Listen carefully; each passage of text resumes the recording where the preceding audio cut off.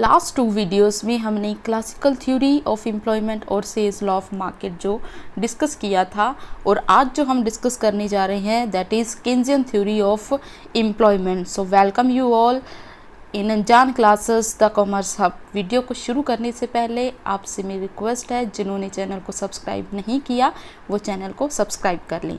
सो आज का जो वीडियो है केन्जियन थ्योरी ऑफ एम्प्लॉयमेंट, इसमें आज हम जो डिस्कस करने जा रहे हैं, सबसे पहले हम डिस्कस करेंगे introduction, then assumption, determination of equilibrium and last one will be criticism.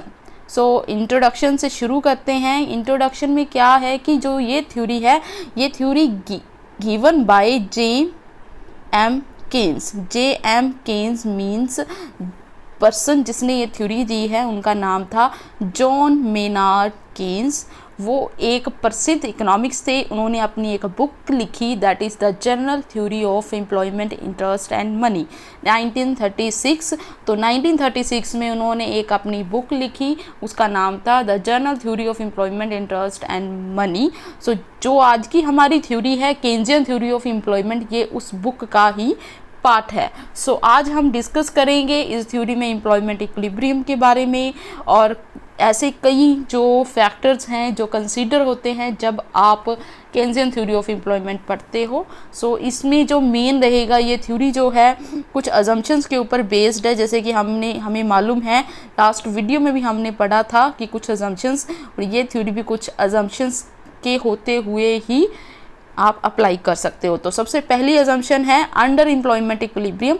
Last जो वीडियो था जो क्लासिकल थ्योरी के ऊपर था, वहाँ पे हम फुल एम्प्लॉयमेंट इक्विलिब्रियम लेके चलते थे, लेकिन केन्स ने उसको क्रिटिसाइज़ किया था और वो कहते हैं कि ज़रूरी नहीं है कि फुल एम्प्लॉयमेंट में ही आप इक्विलिब्रियम ले सकते हो, आप अंडर एम्प्लॉयमेंट इक्विलिब्रियम भी ले सकते हो जी। नेक्स्ट है शॉर्ट पीरियड। जो हमारी केन्जियन थ्योरी ऑफ एम्प्लॉयमेंट है, ये शॉर्ट टाइम पीरियड में अप्लाई होती है। नेक्स्ट है परफेक्ट कंपटीशन। ये अजम्पशन सेम रहेगा जो हमने क्लासिकल थ्योरी में भी पढ़ा था कि जहाँ पे आपने इसे अप्लाई करना है, जिस मार्केट में आप इसको इम्प्लीमेंट करोगे, वो मार्केट क्या होनी चाहिए, perfect competitive market. Closed economy होगी यहाँ पे, बिल्कुल यहाँ पे आप फॉरेन ट्रेड नहीं करोगे, अपनी ही इकोनॉमी में इसको आप ट्रेड करोगे, यूज़ करोगे। Money is a store of value. तो ये कहते हैं कि मनी जो है स्टोर ऑफ वैल्यू रहेगी, आप उसको सेव भी कर सकते हैं। Labour is only factor of production. यहाँ पे आप लेबर को मेन फैक्टर लेके चलोगे, ओनली वन फैक्टर लेके चलोगे, मेन फैक्टर की फैक्टर आप लेबर को लेके चलोगे, क्योंकि उसी की बात हो रही है, एम्प्लॉयमेंट की बात हो रही है। तो एम्प्लॉयमेंट हम लेबर को एज अ मेन फैक्टर लेके चलेंगे। Saving is function of income. बिल्कुल लास्ट हमने पढ़ा था कि सेविंग और इन्वेस्टमेंट का हमने रेट ऑफ इंटरेस्ट के साथ किया था रिलेशन, बट केन्स ये कहते हैं कि सेविंग इंटरेस्ट का फैक्टर नहीं है, इंटरेस्ट का फंक्शन नहीं है।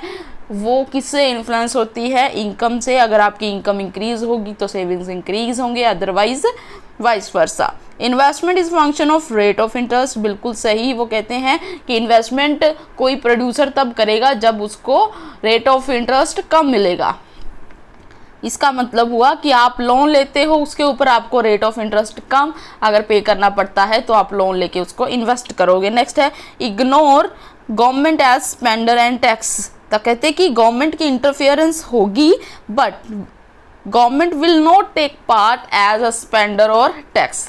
Next is labour has a money illusion, means to say laborers have an illusion that value of money remains constant। Means कि लेबर्स ये सोचते हैं कि जो मनी की वैल्यू है उसमें कोई चेंज नहीं आया है। अगर आप कोई चीज़ 10 साल पहले 10 रुपये की ले रहे हो, तो आज भी आपको वो 10 रुपये की ही मिलेगी। यहाँ पे मनी इल्यूजन का ये मीनिंग है। No time lag. तो कहते हैं कि ये शॉर्ट टाइम पीरियड की थ्योरी है, तो यहाँ पे प्रोडक्शन में, एम्प्लॉयमेंट में कोई टाइम गैप नहीं होगा। डिमिनिशिंग मार्जिनल प्रोडक्टिविटी, इसकी जो नेक्स्ट अजम्पशन है वो है डिमिनिशिंग मार्जिनल प्रोडक्टिविटी। मींस जैसे जैसे आप लेबर यूनिट्स एम्प्लॉय करोगे, लगाओगे, उस हिसाब से प्रोडक्टिविटी जो है, प्रोडक्शन लेवल जो है वो कम होता जाएगा। मीन्स अगर आपको 100 यूनिट्स बनाने के लिए 100 लेबर चाहिए, 100 ही लेबर आपको चाहिए, आपने लगा ली, इज़ दैट ओके? ठीक है, ये बिल्कुल आपकी ओके है। बट अगर आप इसमें एक भी एक्स्ट्रा ऐड करते हो तो उसकी कॉस्ट आपको एक्स्ट्रा पड़ेगी। सो वो आपकी क्या होगी, आपकी जो मार्जिनल प्रोडक्टिविटी है वो डिक्रीज होना शुरू हो जाएगी। नेक्स्ट और लास्ट अजम्पशन है interest is a monetary phenomenon. Means के इंटरेस्ट जो है मॉनेटरी फेनोमेनन है, it is influenced by the monetary things like liquidity preference हो गया, डिमांड फॉर मनी हो गया, इन चीज़ों से वो इन्फ्लुएंस होता है। तो ये जो अजम्पशंस थी, अगर आपने केन्जियन थ्योरी को अप्लाई करना है तो पहले आप चेक करोगे कि ये अजम्पशंस अप्लाई होती हैं या नहीं होती। नेक्स्ट है कि केन्जियन थ्योरी है क्या, केन्स ने क्या कुछ दिया है अपनी थ्योरी में। तो केन्स ने नेशनल इनकम को रिप्रेजेंट किया है। वो कहता कि आपकी जो नेशनल इनकम है that will be equals to employment and employment will be equals to output. जितनी आउटपुट हुई वो आपने एम्प्लॉयज़ को इनकम में दे दी और फिर वो कंजम्पशन के रूप में आपके पास वापस आ गई, कंजम्पशन और सेविंग्स के रूप में। सो कहते हैं कि जहाँ पे ये तीनों इक्वल होंगी वो लेवल क्या होगा, इक्विलिब्रियम लेवल होगा। सो आप आगे पढ़ते हैं कि वो चीज़ें क्या होंगी। नेशनल इनकम किसके ऊपर डिपेंड करती है, एम्प्लॉयमेंट किसके ऊपर डिपेंड करती है, आउटपुट किसके ऊपर डिपेंड करती है, इफेक्टिव डिमांड। इफेक्टिव डिमांड का मतलब है कि aggregate demand and supply of national income, employment and output. Output की क्यों, क्योंकि सप्लाई होती है। आउटपुट की क्यों, क्योंकि हम डिमांड करते हैं आउटपुट की कि हमें फलानी चीज़ चाहिए। एम्प्लॉयमेंट की क्यों, क्योंकि प्रोड्यूसर डिमांड करता है, उसको सप्लाई चाहिए एम्प्लॉयज़ की। सो ये हो गया इफेक्टिव डिमांड। किस चीज़ के ऊपर इक्वल होती है, जहाँ पे एग्रीगेट डिमांड और एग्रीगेट सप्लाई इक्वल हो जाए। Aggregate demand depends upon consumption and investment. Consumption किसके ऊपर डिपेंड होती है, प्रोपेंसिटी टू कंज्यूम, लोग कितना कंज्यूम करना पसंद करते हैं। नेशनल इनकम किनके ऊपर डिपेंड कंजम्पशन जो है दो चीज़ों पे डिपेंड करती है, propensity to consume and national income. Propensity to consume means कितना कंज्यूम करने की कैपेसिटी है, और नेशनल इनकम मीन्स उनको कितनी इनकम दी जा रही है, एक साल में एक कंट्री के लोगों की कितनी इनकम है। उसके अलग अलग मेथड्स हैं जो हम आने वाली वीडियोस में ज़रूर डिस्कस करेंगे। Investment depends upon marginal efficiency of capital and rate of interest. So marginal efficiency of capital क्या है, prospective yield and supply price. Supply price हो गया जब आपने उसको परचेज किया, किसी मशीन को, किसी कैपिटल को। प्रोस्पेक्टिव यील्ड हो गया उस मशीन या उस कैपिटल एसेट से उसकी पूरी लाइफ में मिलने वाली प्रॉफिट। और दूसरा इन्वेस्टमेंट डिपेंड करती है आपका रेट ऑफ इंटरेस्ट के ऊपर। रेट ऑफ इंटरेस्ट उन्होंने जैसे कहा है कि मॉनेटरी फेनोमेनन है, तो वो किन किन चीज़ों के ऊपर डिपेंड करता है, सप्लाई ऑफ मनी। अगर मार्केट में सप्लाई ऑफ मनी ज़्यादा है तो रेट ऑफ इंटरेस्ट कम होगा, सप्लाई ऑफ मनी कम है तो रेट ऑफ इंटरेस्ट ज़्यादा होगा। लिक्विडिटी प्रेफरेंस, अगर लोग लिक्विडिटी को प्रेफर करते हैं दे विल सेव मोर, तो भी रेट ऑफ इंटरेस्ट में फ्लक्चुएशंस आएंगी। ट्रांजैक्शन मोटिव, अगर लोग सेल परचेज में बिलीव करते हैं, वो पैसा होल्ड नहीं करके रखते, तो उस केस में क्या है, रेट ऑफ इंटरेस्ट में चेंजेस होंगे। प्रिकॉशनरी मेजर्स, लोग फ्यूचर माइंडेड हैं, वो सेव करके रखते हैं प्रेजेंट में, तो वो जब सेव करेंगे वो रेट ऑफ इंटरेस्ट चेक करते हैं, उस हिसाब से फिर वो इन्वेस्ट करेंगे।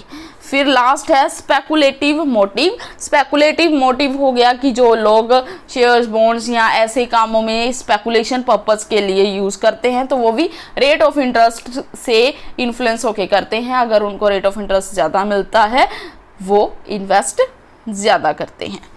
एग्रीगेट सप्लाई जो है दो फैक्टर्स के ऊपर डिपेंड करती है, फैक्टर कॉस्ट और नॉर्मल प्रॉफिट। नॉर्मली अगर हम देख लें एग्रीगेट सप्लाई को, एक प्रोडक्ट है जिसको आप सप्लाई कर रहे हो और उस प्रोडक्ट की जो वैल्यू होती है उसमें उसका प्राइस, उसका कॉस्ट प्लस नॉर्मल प्रॉफिट जो ऐड होता है। तो फैक्टर कॉस्ट होगी लैंड, लेबर, एंटरप्रेन्योर और कैपिटल, और नॉर्मल प्रॉफिट होगा जो परसेंटेज आप चार्ज करते हो उस प्रोडक्ट के लिए। सो वो कंबाइन हो गया, selling price is equal to cost plus profit. Next है जी क्रिटिसिज्म। तो कई ऐसे पॉइंट्स हैं जो आपकी केन्जियन थ्योरी के वीक पॉइंट्स हैं, जिनकी वजह से आप केन्जियन थ्योरी का जो मेन मोटिव है वो आप अचीव नहीं कर पाए। तो पहला आ गया कि concept of equilibrium is self contradictory, कि एक तो हम अगर आप नॉर्मली हम फुल एम्प्लॉयमेंट की बात करें तो हमारे माइंड में एक चीज़ आती है कि 10 on 10 is full, 100 on 100 is full. So ये हम फुल इक्विलिब्रियम मानते हैं। तो कहते हैं कि केन्स ने ये बात कही है कि अंडर एम्प्लॉयमेंट इक्विलिब्रियम कैसे पॉसिबल है, कि अगर आपकी कोई भी प्रोडक्शन है वो अंडर एम्प्लॉयमेंट के बेसिस के ऊपर कैसे आप कह सकते हो कि इक्विलिब्रियम में आ सकती है। Ignore the long period. तो केन्जियन थ्योरी जो है वो शॉर्ट टाइम पीरियड की थ्योरी है, ये लॉन्ग टाइम पीरियड में एप्लीकेबल नहीं है। Unrealistic assumption of perfect competition, ये ऐसी थ्योरी है जो परफेक्ट कंपटीशन में ही अप्लाई हो सकती है, बट ज़रूरी नहीं है, क्योंकि इकोनॉमीज़ में किसी भी इकोनॉमी में देखते हो तो वहाँ पे मोनोपोली भी हो सकती है, मोनोपोलिस्टिक भी हो सकती है, ओलिगोपोली भी हो सकती है। तो इन मार्केट सिचुएशंस में ये एप्लीकेबल नहीं है। Based on assumption of closed economy. So ये जो है आपकी थ्योरी, ये क्लोज्ड इकोनॉमी की अजम्पशन के ऊपर बेस्ड है, जो कि आज की जो इकोनॉमी है वो क्या है, ओपन इकोनॉमी है, वहाँ पे आप फॉरेन ट्रेड भी करते हो।